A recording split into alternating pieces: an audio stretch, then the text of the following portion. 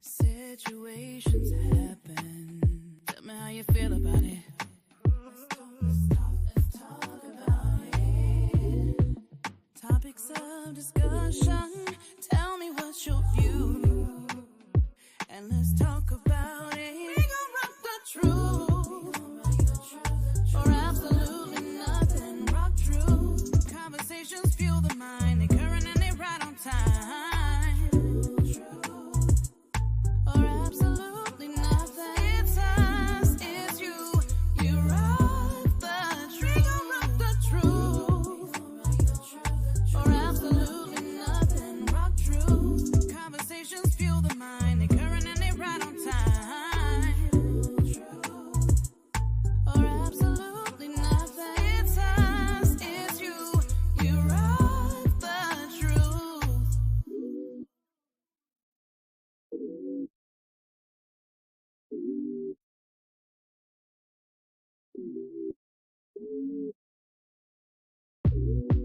Situations happen. Tell me how you feel about it. Let's talk about it. Topics of discussion. Tell me what's your view. And let's talk about it. We gon' rock the truth. Or absolutely nothing. Rock truth. Conversations fuel the mind. They current and they right on time. Or absolutely nothing. It's us, it's you. You rock the truth. We gon' rock the truth. Or absolutely nothing. Rock truth. Conversations fuel the mind. They current and they right on time. Or absolutely nothing. It's us, it's you. You rock the truth.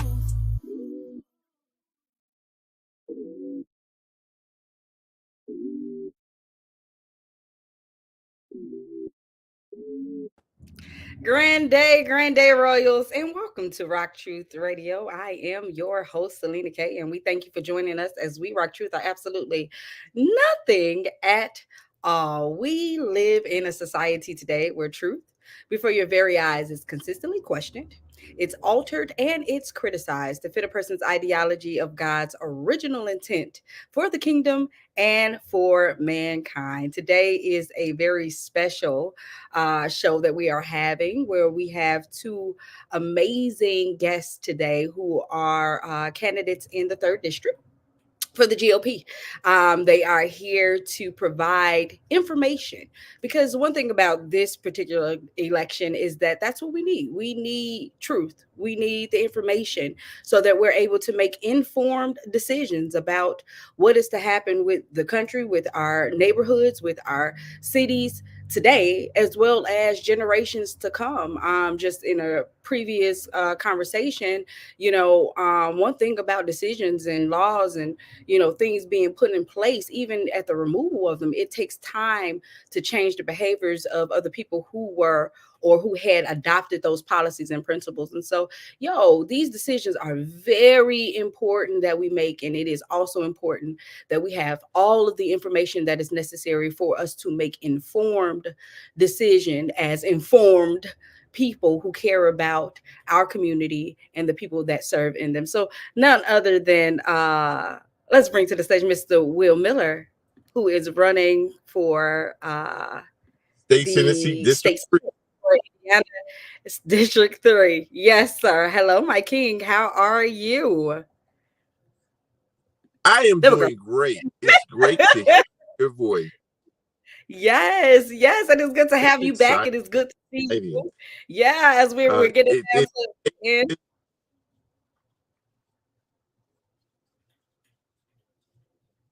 Yeah.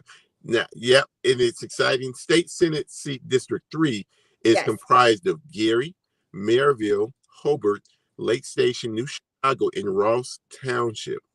So that is so much of the area that can really impact every portion of our state and then nationally because of all of the industry that's here, particularly the steel mill industry. So this is exciting. How are you doing?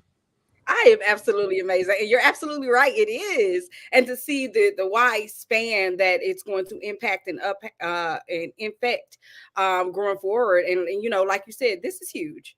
This is huge. This is going to be Yeah. something that's going to change our lives forever. I really believe that with this particular election, our lives are going to be changed forever. We also have Miss Leslie Dallner, who is running for the House of Representatives, District 3 as well. Let's bring Queen to the stage. What's going on, Queen?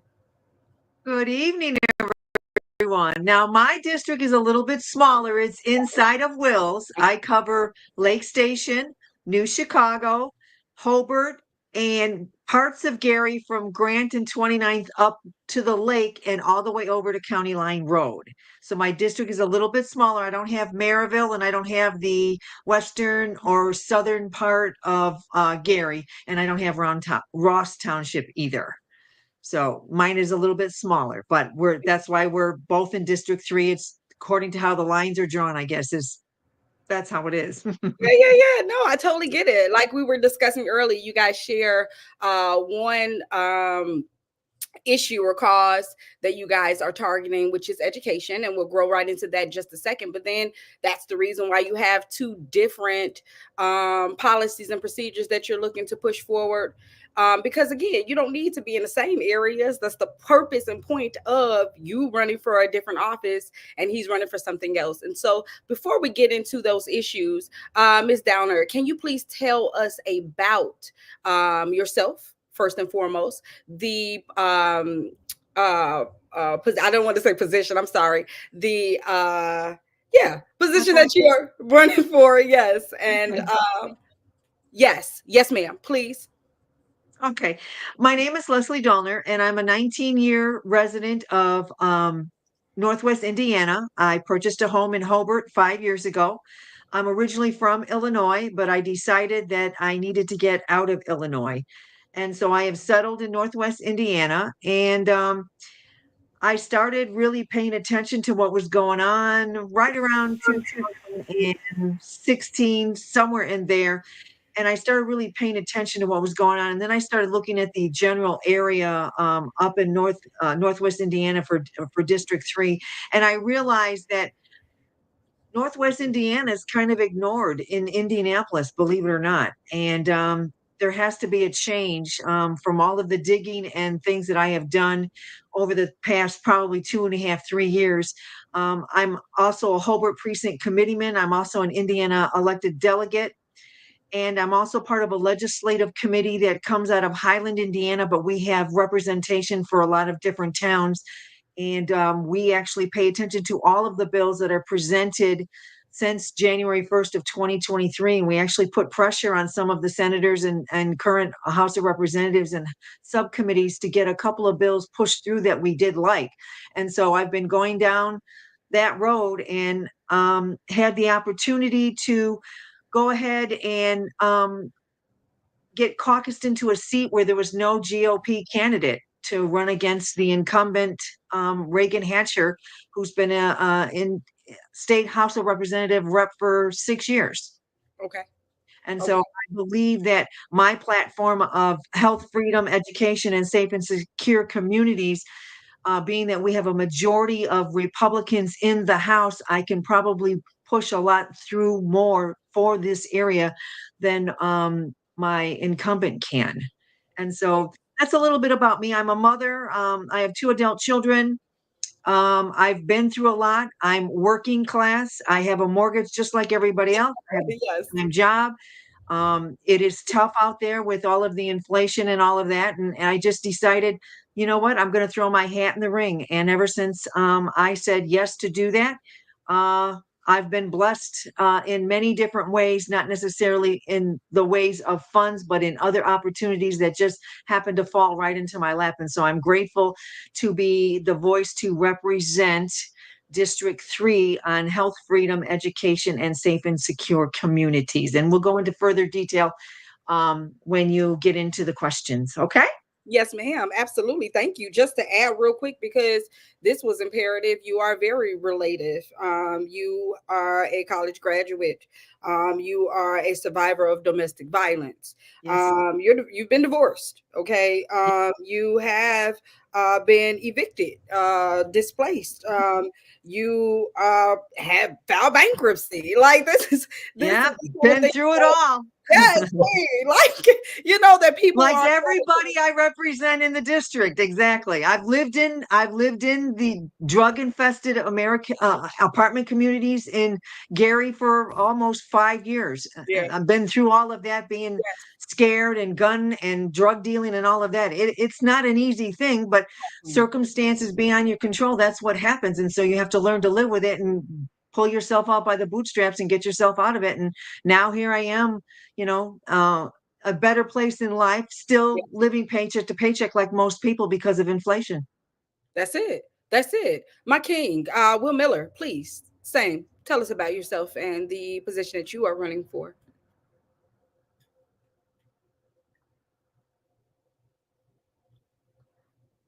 Can you hear me, my king? You can't hear me? Okay, no problem. King, can you go out and come back in? Okay, no problem. Yep, go out and come back in.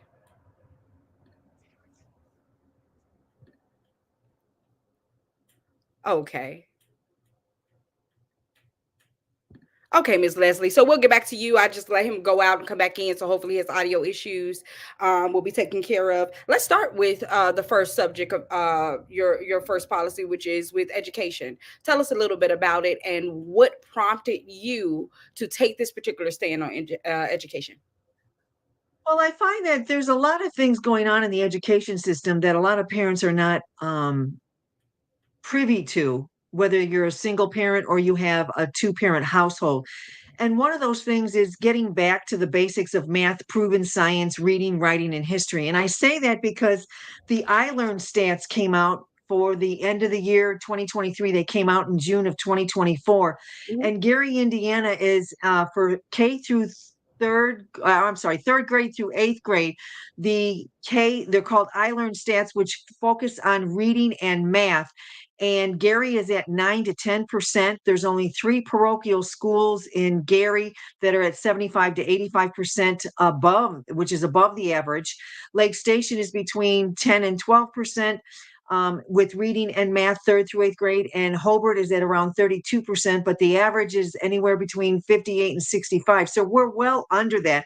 And one of the things that we found out about the education system is that uh, the way that they were teaching our reading program, what since 2009 they took phonics out of the schools, and so kids didn't know how to read. They were using some sort of program that the teacher would read a sentence, leave a blank word, and ask the children to fill it in, Yeah, and if they didn't know, to look at a picture and pick a picture, but not really focusing on how to pronounce "ba" for B, and C could be "sis" or "ka." So yeah, wasn't really teaching phonics. And so now phonics, now it's now a law. Starting this school year, phonics now has to be taught now in school at all time. Now it's a law. You can't teach reading any other way. And so that hinders a lot of our eighth graders from 2009 to probably present that only read at a third grade level, and we're failing our children because we're not giving them the education that they deserve, because we're not teaching them the basics. yeah, And I'm fighting for that because it's important. On the legislative committee, we pushed through a bill by putting pressure on the legislators and the senators and subcommittees. Is we got gender identity teaching removed out of K through third grade out of all public and charter schools in the state of Indiana. There's actually books in the school that they were reading from that were teaching gender identity, that these kids could be anyone that they, or right. anybody that they wanted to. If they wanted to be a dog, they could be a dog. Yeah, That's ridiculous. That's yeah, that's not in line with kingdom principles at yeah. all. I totally agree with you. I do.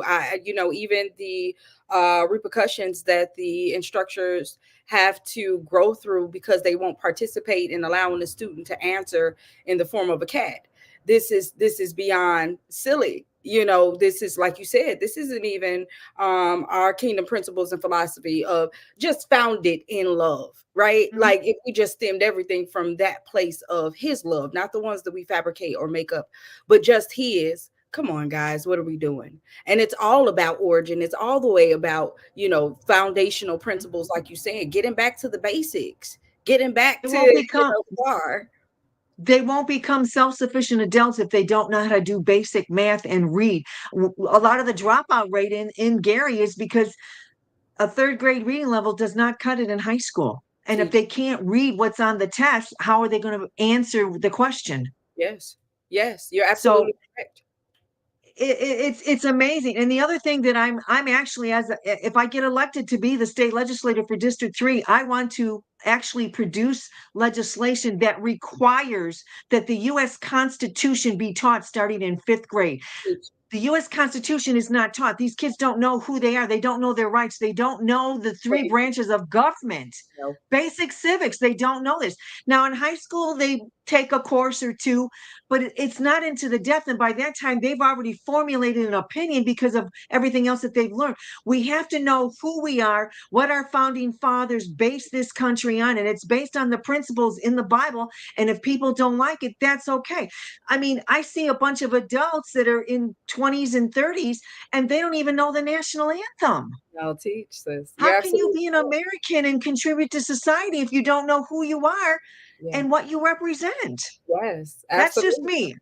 I could No. be far right, but that's okay. I'd rather be far right than far left or whatever, whichever way it is.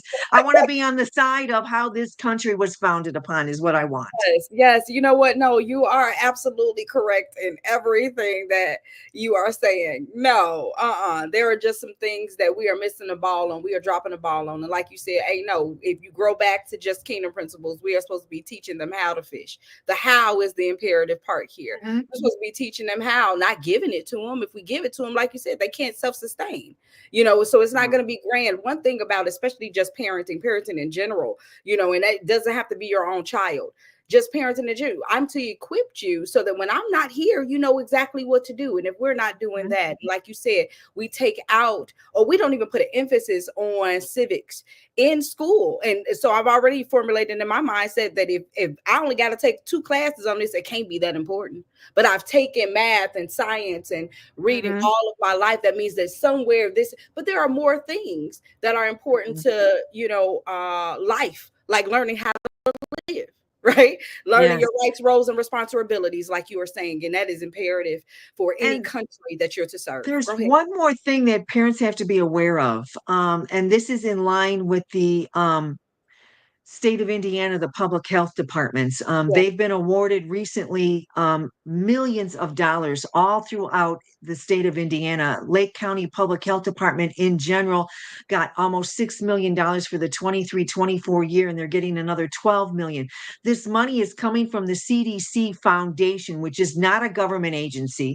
The CDC is not a government agency. People don't know that, even though they've got a .gov website. They are not a government agency, and many people do not know that the CDC actually holds over 38 vaccine patents. So Wow. what are they in line with? Not only that, Dr. Fauci, who represents the CDC, his wife is head of the National Institute of Health, the NIH, and they all work together in tandem. So that's a conflict of interest in my book.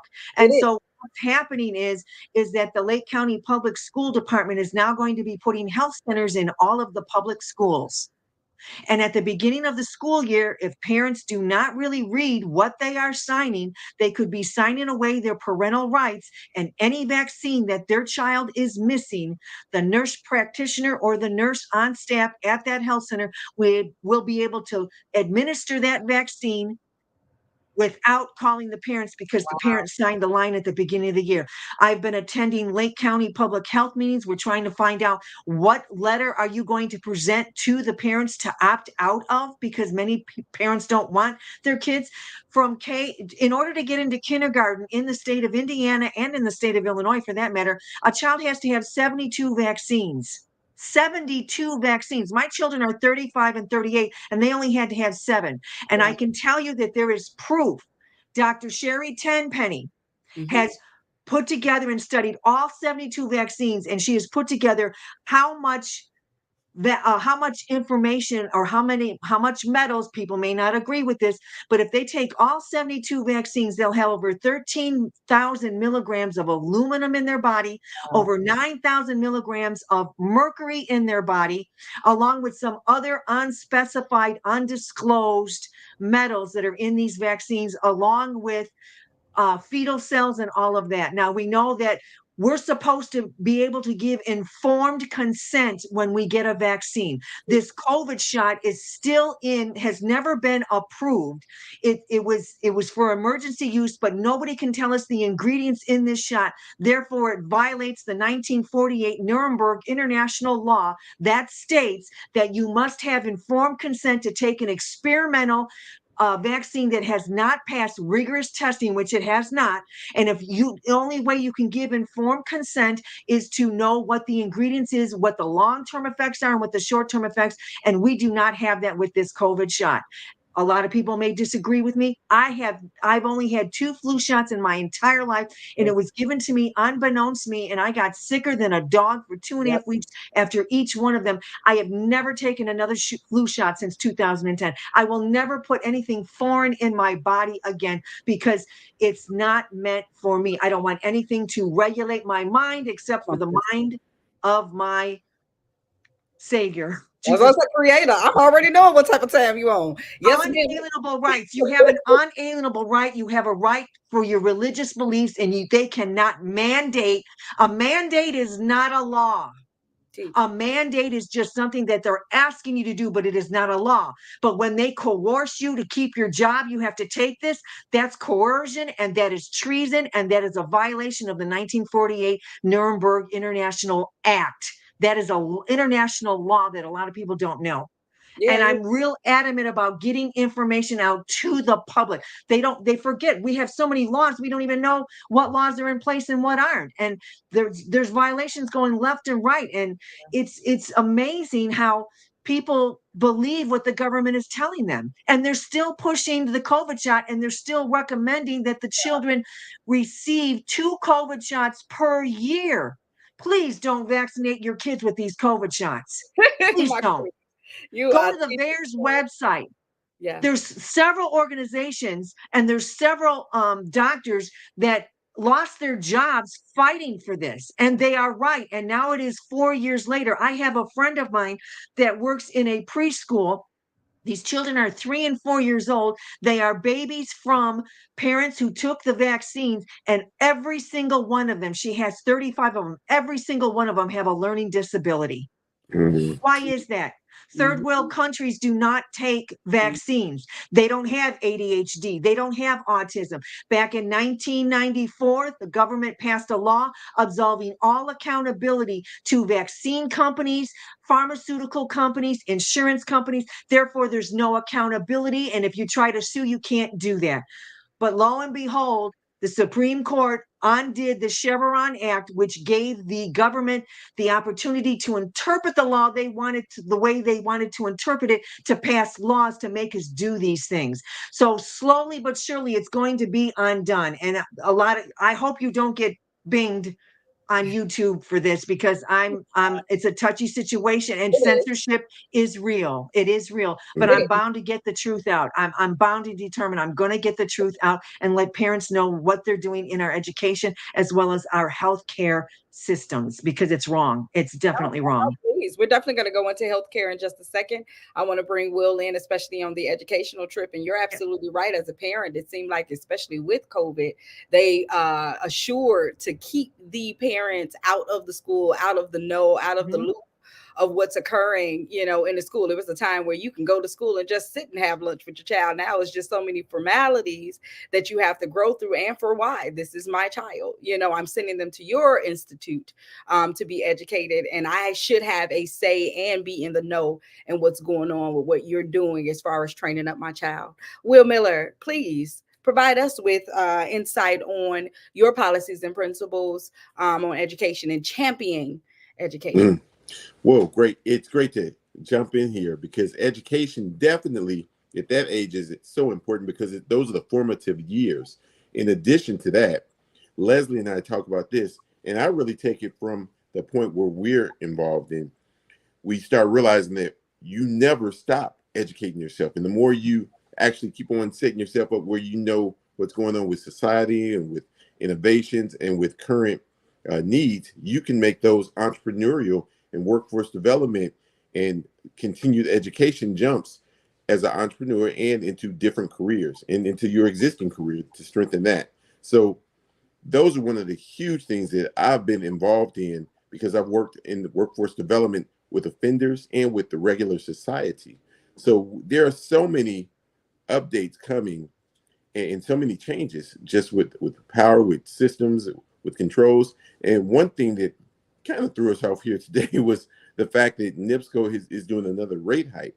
And we actually are one of the highest charged actual areas in Indiana. And when we talk about education, of course, we should know how we rate in terms of the other places in Indiana and how much we actually pay along with our area median income. Because if we have a bigger percentage of our income that's going to NIPSCO and or any other entity, that definitely doesn't allow us to have a conservative, very wise approach to our lives and balance ourselves. So when we're talking about education, it's not singularly focused on our children because they need to see good examples of financial stewardship. And it goes right into what Leslie's talking about in terms of our healthcare, because all those things are intertwined. And honestly, we have came up with the best solutions, but we never really committed to them from the time of even talking about healthcare, let alone letting our numbers be thrown out of whack over and over. So we actually have the most money invested in healthcare and have the worst outcomes of any first world country that has that amount of money. Something's wrong with that. Anytime the city to the north, the country to the north of us can get that much more out of healthcare and pay a fourth as much, and anytime that you can get prescriptions at a fourth of what we pay, and we're the ones actually providing the environment to allow these companies to be that productive and produce all these great health jumps, something's wrong. It's kind of like you're choking the golden goose and you're taking all the gold. What do you guys think? Listen, and you're rolling right into, where Leslie is growing with this as far as healthcare. Miss Leslie, you said, a second ago. Please tell us, what was that? what made you do that? What prompted that? But then grow right into healthcare and your policies on the healthcare system. Well, I think one of the things that we also need to bring back into the education system is better partnerships, because not everyone is afforded the right or wants to go to college because they do so well with their hands. When I was in high school and junior high and that, we had 4-H clubs. We actually had industrial arts where we built a half a house that was 4 foot by 4 foot with all the electricity and stuff like that. We had sewing classes. We learned how to cook in school. Now, I do know that in high school they have some of those classes, but we started this in like 5th, 6th, 7th, and 8th grade. And because we're an agricultural state and we produce more than 23% of all the corn for the United States and abroad, we sell corn. We need to make sure that we give that opportunity to the ones that want to work with their hands and want to go into farming and things of that nature. And so I want to be able to develop more partnerships with like the U.S. steel industry and with the electrical engineer unions and stuff like that, to do internships for those that want to work with their hands or want to be plumbers, or because you're always going to need plumbers and electrical engineers and all of that, because we all have houses and we all have electricity and we all have, gas appliances, and even the auto industry, although, they're pushing to go green. I don't necessarily think that green is the way to go, because it costs $26,000 to replace a battery in a Tesla car. $26,000 for a battery? I don't know. That's just a little, weird to me. But that also affects our health as well. They keep harping on climate change, and I'm not a real big fan of climate change, because over the last 50 years, what's really changed? Most of the third world countries are the ones that are polluting the land. And I do know that we do have some, when it comes to health, we do have some old EPA standards in Northwest Indiana for Gary and East Chicago that actually hinder our growth as a business to bring businesses in here because their EPA standards are so out of whack. They're based on when the steel industry was at 100%. There was 180,000 people in the Northwest Indiana, Gary, Millern area, and they were full-fledged steel every day. Well, we don't produce that much steel anymore, so the EPA standards need to be updated. And if we can do that, then that improves the way that we can try to create logistics to get businesses to come to Northwest Indiana. And then, but then we also need to clean up the land because Gary, Indiana is known as a place where they dump waste because, oh, it's just Gary, Indiana. Well, we need to stand up and represent our District 3. It may just be Gary, Indiana, but we have so many things. We have a beachfront. We have the Burns Harbor. We have the railroads. We have the Gary International Airport. We need to figure out how to logistically make our little corner up here prosperous without and get away from the Chicago politics that's trying to control what it is that we're doing. I don't know if people know this, but when we're trying to get grants, whether it's in business, whether it's in healthcare, whether it's in school, we have to compete with the city of Chicago because that's the way the lines are drawn. Why is that? Why are we not competing with the people in Indiana? It's just District 1 in Indiana, which is Northwest Indiana, which is Lake County. We have to contribute with all of Cook County and the south side of Chicago for all of the grant money that the federal government gives out, whether it's a business grant, an education grant, or a health grant. We have to compete with that. Why is that? We need to break off of that and become our own city and Northwest Indiana District 3 to create our own business plans so that we can move forward and make us prosperous again. But it starts with business. Will, I know you have a lot more to say about this part. No, listen, Go ahead. he's absolutely correct. I mean, you're absolutely correct, and I'm going right into it. I'm like, this is like this is a nice little flow because you're bringing right off of the flow of the entire flow that I have for you guys and which topics that we're going to discuss. And you're absolutely right about Gary, Indiana. You know, people don't understand that this is the crossroads of America. This is the heartbeat. You know, everything that comes out of the heart, it has to be pure. And so, like you're saying, we got to get back to, hey, first knowing who we are as a city, cleaning up our streets, cleaning up everything so that we can bring in these businesses and focus on the small businesses that are also here, like Will is going to kind of expound on. Go ahead, Will. Small businesses. Leslie, great volley. I'm definitely going to return that. It's funny because she went right into things that are actually hindering us in relationship to growing. When it comes to transportation, we definitely have had a recent opportunity with the double track. But the fact was that a portion of our District 3 wasn't ready. Gary really didn't have a plan. So NERC, which is NERC, Northwest Indiana's economic engine, that also flows into the South Shore, which goes into Chicago. That kind of connects us to Chicago, but it definitely should not hinder us in our independent desires to grow, because Leslie's right on point when she says, hey, we're attached to the city, and they're steadily, with every economic driver that we're doing, they're coming right behind us and planning, oh, we've got to get gaming in place, or we've got to make sure we have our third airport. Well, even though we have a pact for $2.5 million with Gary, Indiana, we're not really going to discuss that. We just have them on standby, which it really feels like that. Someone that says, well, you just stay at this level and then we're going to keep on doing our business. Well, you just stay at this level and we really need to wake up. Like Leslie's saying, I just don't understand how you can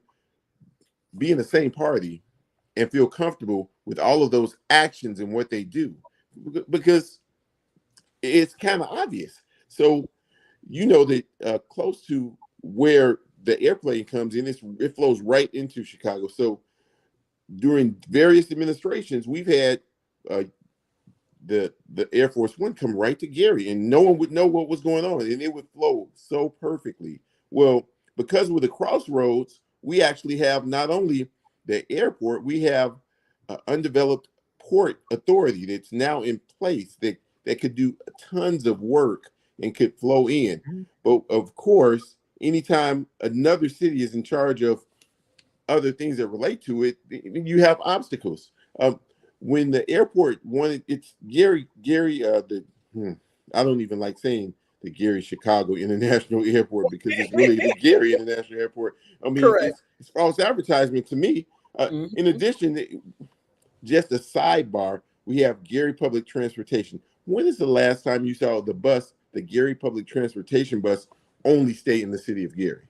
Yeah. It just goes straight out to Maryville to Hammond. I mean, it really goes out. So we've developed this habit of not telling the truth about all Mhm. of these arteries that could do much more. And Better. so we've got to go ahead and just let go of I want to control everything, which honestly is the thing with Gary sometimes. You want to control everything, but you definitely don't manage it the way it really should be managed. And not to throw them under the bus, but when you have opportunities to grow and you do the opposite, that's a problem. Recently, I sat down with Terrell Anderson. Terrell is the president of the Decay Devils. The Decay Devils have been around since 2015, 2016. And Mhm. they have been working tirelessly. They're connected to Indiana Landmarks, it's Eunice Trotter and all those people, and they do a great job. Well, they were able to get a startup set up and acquire the old Union Station, which is the first train stop in Gary, Indiana. And so that thing had been sitting for in excess of 50 years almost. And so it was terrible. They took the time for about 2 or 3 years and cleaned it up. And this summer, 2023, all of the officials were there. Everyone that was there, they were so excited because underneath there is a setup for fiber optics. If Yeah. you don't know how important optics is, you need to do a study on it. And I'm going to share a study on some of my sites because fiber optics have actually been around since the 1960s, and the government, the military, has been using them while we were using regular slow Come on. cable, copper, which doesn't surprise you because usually there's something that we aren't using that they are on top of, and they're ultra efficient. Now, because we have all these fiber optics all the way under the ocean, there have been times where in the ocean during World War I and World War II, they have been cut because it's all about strategy and being on top of things and taking advantage of situations. And it was war. Mm. Well, if this has been around all of that time, how valuable is fiber optics? And we are just getting to the point where we understand that the fiber optics has so much more connectivity, has less breakdown, as we just experienced even on the show, and it's more viable, not just 1 to 200 times as viable as a regular coaxial cable, but about 3,000 times is viable. The whole structure of it is different. The way information flows. So Mhm. knowing that, and knowing that this summer the K Devils actually, after doing so much work, were able to get multiple grants and then make that much money, about $1 million, and have it set up where a whole fiber optics system could be connected to the one that's in Hammond and the one that's going right up Lake Michigan, so we can really have efficiencies. So our businesses, our schools, just our level of communication could take it to the next level. You would think everyone would be on board with that. And honestly, I was so excited. I was delighted. So, other people, well, I won't be that way. I saw the other person that's running at the currently in office, Frank Mervan, and they were really touting this great explosion in this new age, which honestly, fiber optics makes you more efficient. Well, after the change in administration, um, there was decision to do streetlights, to upgrade streetlights. And initially, I was wondering, hey, when is this project going to keep on going? So I started asking and asking because I'm on a couple of boards. And once I found out what happened, I was like, what the? And because I'm a professor, I like my students knowing what's going on. And I was upset, and after I found out, I had told them about certain things that happened this summer. Mhm. And once I found out what ended up happening and how the ball just was not even dropped. It was thrown down. You're doing the opposite of what you had, a huge event. The lieutenant governor came up here. So there you have bipartisan participation in the upgrade in the benefit of your constituents in your area. They are going to have faster internet access. The businesses in your area are going to be more efficient. This is going to be something that makes WLTH or the Gary radio station, all these entities that actually benefit from the internet access. This is going to streamline them, Yeah. and you're creating a hub where people can come in and use wireless that's all connected, and it's a great meeting and work spot space. And they just foo it. They just throw it under the bus. And so I was talking to my students, and they were excited. And then I tell them, well, there was a change of plans, and the now current student body president says, wait, no. Wait a minute. What do you mean change of plans? You guys don't understand that this is our future. If this works well, then we will be able to work well. And if we have success, we won't get outrun by someone else that has fiber optics, which usually all the other nations have faster internet. I mean, from Singapore to all these other countries. So how does the internet, which we actually, our military invented it, become more beneficial for someone else? Which I have a problem with that. That's why I'm where I'm at, because I don't think we should make other people more efficient than we are. I think charity, and really not charity, just opportunity begins at home. Or better yet, if you're on an airplane and you need to put on a mask, you put yours on, and then you can help other people. I'm going all the way there with the antidote, because I really want us to understand what currently, how this decision making is really slowly just throwing us under the bus. I don't want us to wonder why is this so bad. This is a self-made wound, and it's not fair to us. It's not fair to our children. It's not fair to those who want to thrive in the future. So I'm going to pull the reins back, and you give me your thoughts about what I just shared. It's economic development, not economic right development. You did.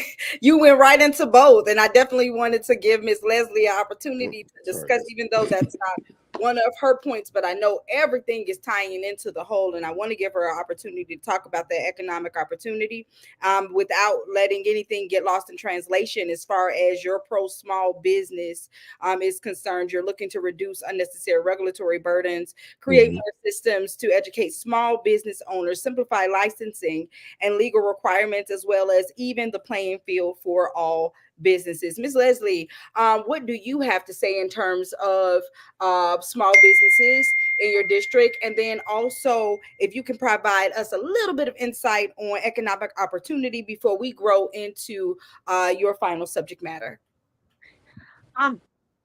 Over the years, we all know that when America gets in trouble, it's the small businesses that pull us up out. It's like 70% of the crux of how we actually function as a nation. I am all for small businesses. One of the things that I want to do economically is to lessen all of the paperwork that a small business has to go through, because a small business startup, even if it's just one or two people, the paperwork that has to be filed in order to function in Northwest Indiana is very great. We need to streamline that.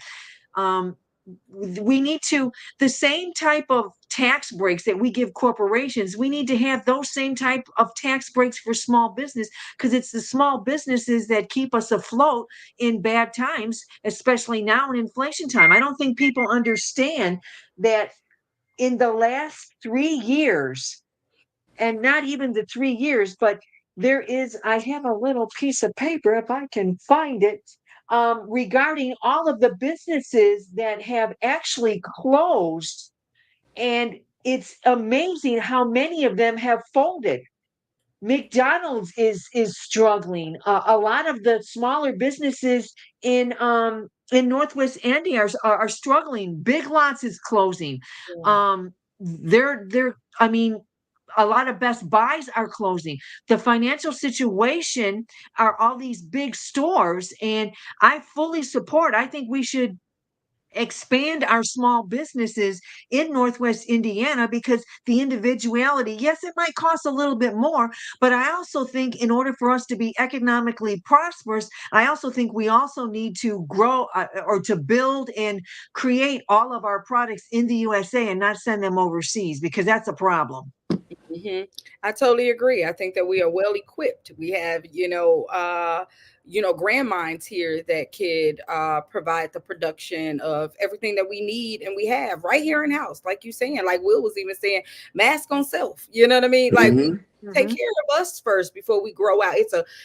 One thing I've learned in life, especially in my walk with God and learning kingdom, is that order is everything. Like you can have the right idea, you can have the right plan, but if there is a level of disorder, there's no honor. And so order is everything, and the way in which we do things is imperative. There is a reason why there is a what is it, Betty Crocker butter recipe cake. She gave you the Mhm. recipe, she gave you the instructions and how to follow those directions. It's very simple. Do that, or it's no longer a Betty Crocker recipe, it's yours, and nobody asks for yours. Everybody wants Betty's, right? Before we get out of here, I do want to talk about something that's imperative, because we don't think that this is an issue. We just think, when we think about our borders, we just think about the exterior of the United States as a whole. We don't think about our borders, our communities. And Miss Leslie, you one of your major points is the safe and security of our communities. Can you please discuss that? And then we'll come back to you, Will, to follow up regarding it. Okay. Sure.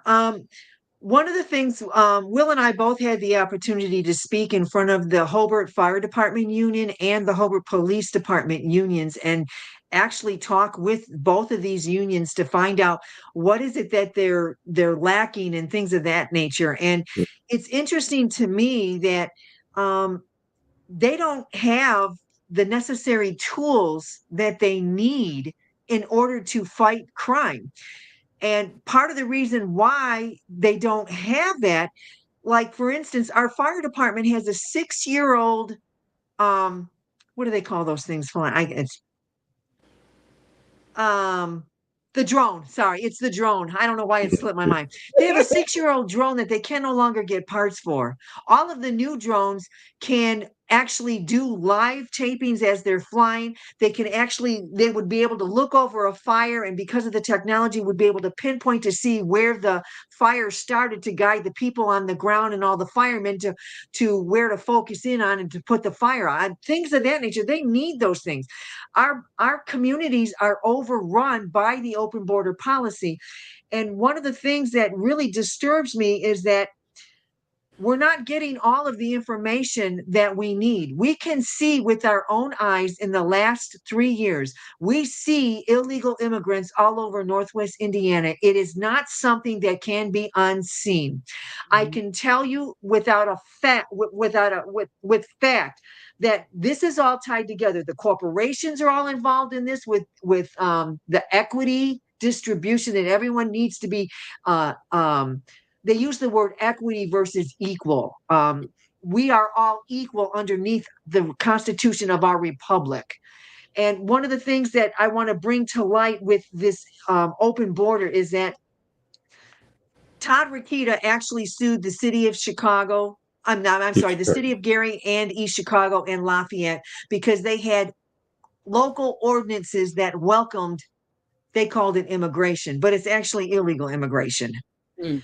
And they did that, but we are not a sanctuary state. And so he actually won his lawsuits and had them change the wording to shy away from that. But by the time that that happened, which was just recently this past summer, the damage has already been done. And what people don't understand is if you go to the FEMA website, in the year 2023, and these are stats. Now, the sanctuary city is Chicago, and we all know that they're having an issue, a big time issue with providing any sort of um, safety measures with all these illegal immigrants that are in, and there is an overflow that is flowing into Northwest Indiana. Many of us have seen white buses with black windows drop off a whole busload, sometimes 2 and 3 busloads in Walmart parking lots. And these people get off the bus and there they are, and they don't know where to go and they don't speak English. You can't tell me it's not affecting Northwest Indiana. And the corporations are all in on this. When, just to go back, one quick thing with the healthcare, the Lake County Public Health Department has admitted that most of the money that they're getting is they're going to be giving vaccines to all of these illegal immigrants that have nestled themselves in Northwest Indiana. Well, the healthcare industry and the insurance companies, they do get free Medicaid because they do write it off. There's special coding for the claims that come in for all these illegal immigration people that when they have health issues, they go into the emergency room and get care. FEMA in 2023 gave out more than $348 million. And for the city of Chicago alone, they got $12.6 million in 2023. And the Illinois Department of Human Services in Saginaw County in Illinois got $19.3 million. And then another $1.1 million went to another, it looks like it's they call it a non-GO, whatever. It's called BOUKAAN in Cook County, and it's an NFP. And then in 2024, they had 2 other grants that are called Shelter. They help shelter the illegal immigrants. And in 2024, the city of Chicago got $14.6 million. And also the state of Illinois and Saginaw County, Illinois, also got another $9.6 million. That's a heck of a lot of money that they gave to support illegal immigration. We all know that there's many hotels in the Chicagoland area that are full of immigrants because nobody is traveling because of the crime and whatnot that's going on. And all that has filtered into Northwest Indiana.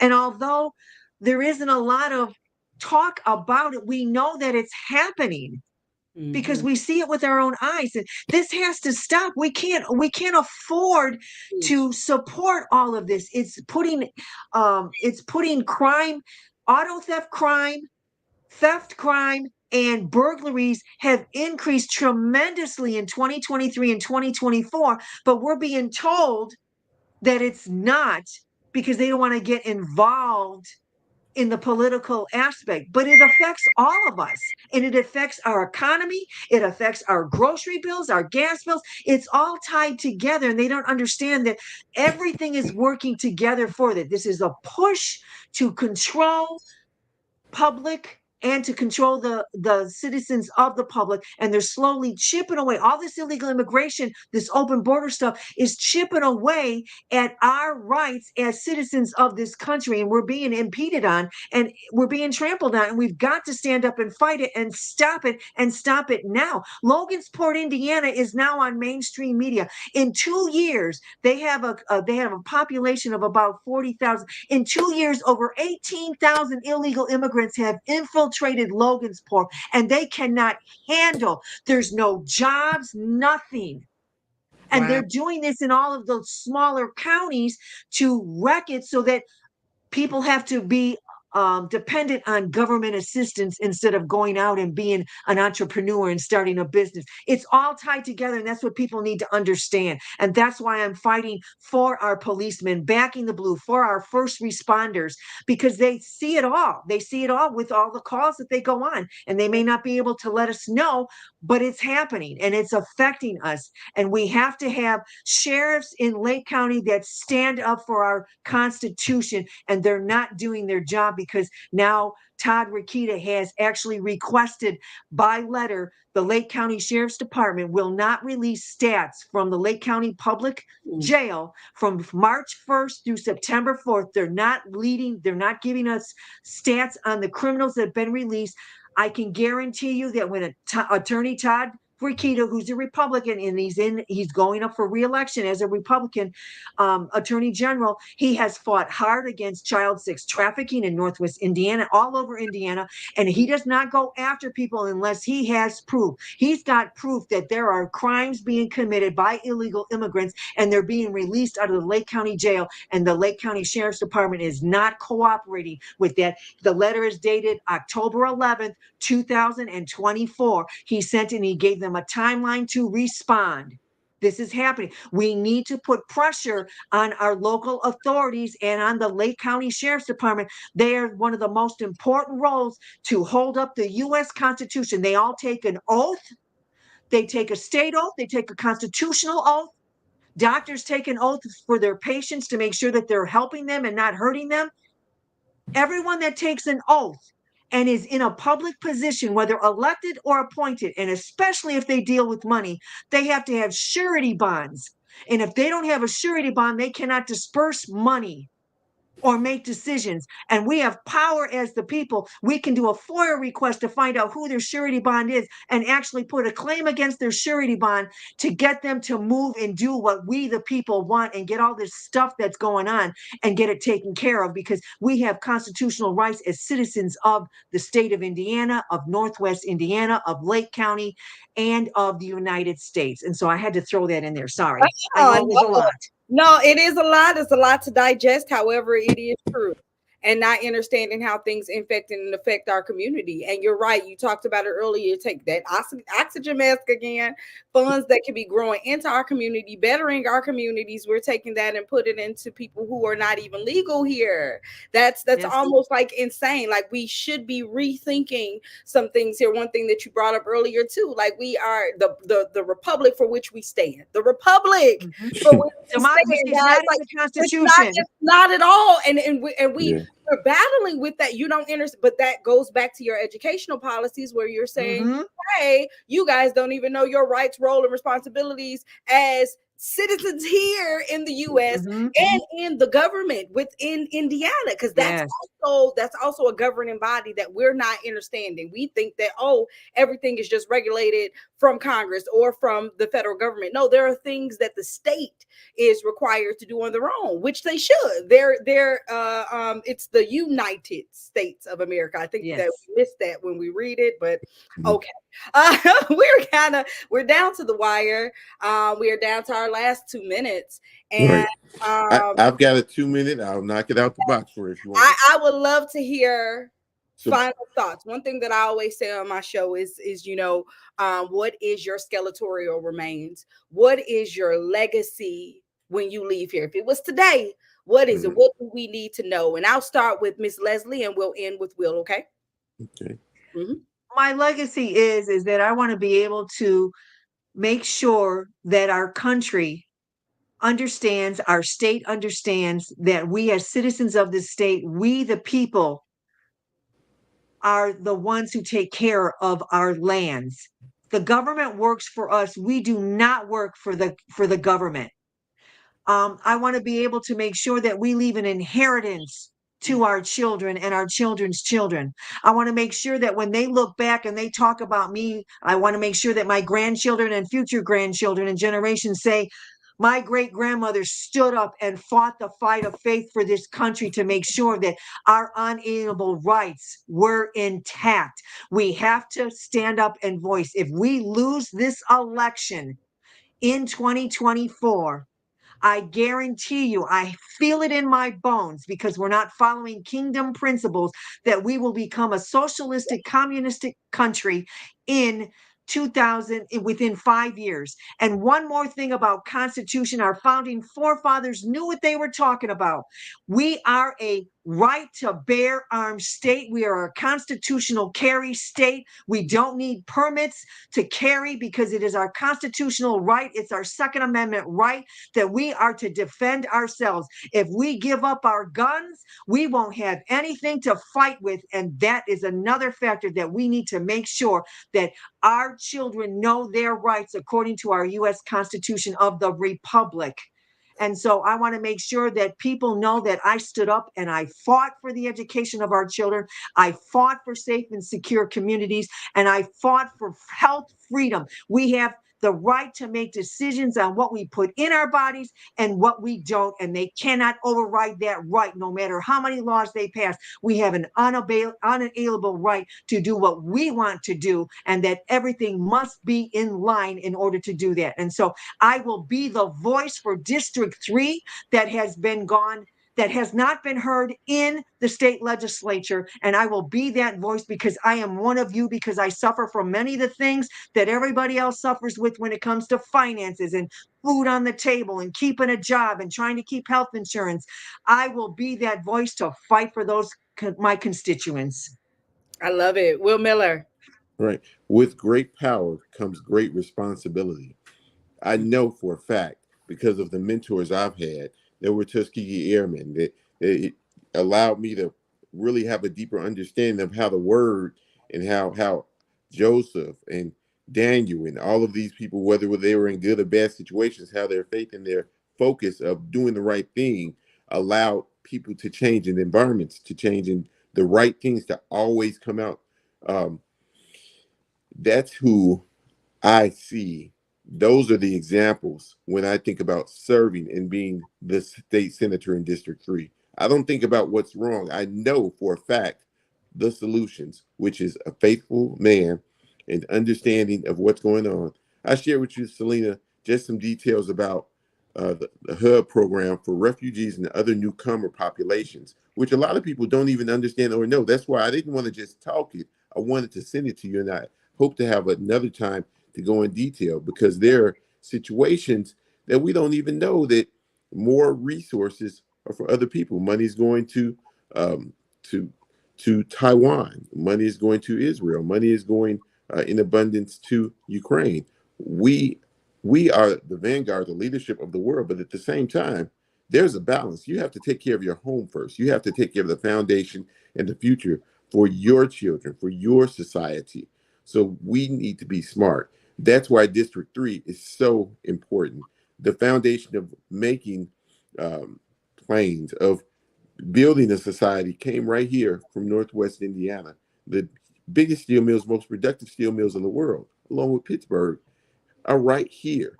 So before we think we're just some small Northwest Indiana area, take a step back.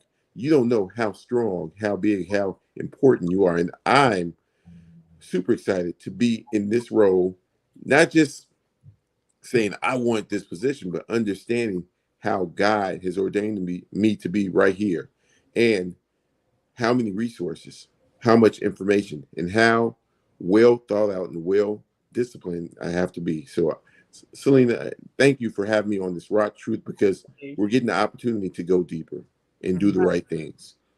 Yes, you're absolutely correct. This has been one monumental for me. Like I said, this is a an election where I know that we need information. We Yeah. need to be informed. If you're paying attention to any of the politics, that's the one thing that the citizens are screaming for. Give us the truth. Tell us the truth. Like we're smarter than picking colors. Okay, we're smarter than picking Yeah. between animals. Yo, Yeah. give us the truth and allow us to make informed decisions for the betterment of our communities. And then, like you guys are focusing on generations to come. This is an imperative election. And so I thank you guys for this opportunity. I thank you guys for reaching out and desiring to, hey, let me get some truth out here to the people in this district so they can hear us and they can know why we stand the way we stand and for whatever reason. And then again, with all of us here, we know the importance of kingdom principles. Like you said, this was founded on kingdom principles, on what God said. Getting away from that is something that we're making up. It has no original point of reference to stem from. And then so it leads us to doing anything, especially chaos. Look at the world that is around us. It was developed out of doing everything other than what we were told to do. Yeah. And getting back to those principles, like you guys are saying, are important. I'm listening to you guys. I'm listening to the information that you are giving. I know it's a lot of information that other people do not know. They don't know that. They don't know where money has been going. And then you take that and you hear those numbers, and then you look around your community, and it has to make you say, right? It should. It really should. It should. And It so, really should. Again, thank you guys for this opportunity. Thank you for caring enough about, not just yourselves, not just the community district, the districts, or the positions that you guys are desiring to hold and fulfill, but about God. That's what this is about. That's what this is about. And standing for the principles and policies, like you guys are saying, that hold true to our inalienable rights. We have rights here as people. Yes, we do. Just as people, and those rights need to be tended to. And so again, I humbly bow unto you both. Thank you guys for the service in our communities. Thank you for the care and the concern. Hey, just out to the RockTruth audience, if you guys are paying attention, if you're watching this later on in the future, make an informed decision. Rewatch this feed. Get the information that you need. Listen, I get it. I get what we've been taught, but we can't just keep voting Black. We cannot just keep voting for animals, and we cannot just keep voting for particular colors because the last generation told us to. Right. We're, and not to say that not that we're smarter than that, we're more informed than previously. And so guess what? Take that information and do something about it. If you heard something here today, don't stop there, research it. Make sure what it is that they are saying is actual. It has a source, an original source of reference where it's coming from. Research it, but be proactive about it. Don't just shoot down the idea. Research it for yourself, because if you are, not part of the solution, you're part of that problem. So thank you guys again. Thank you. Anytime you guys need us, we are here. And on a larger scale as well with the Vibe Studios to provide production needs. And of course, if you need anyone to moderate anything that you have going on, I am present when, not if you need me. So guys, don't forget to rock truth or absolutely nothing at all. We are completely up out of here. Peace. Peace. Peace.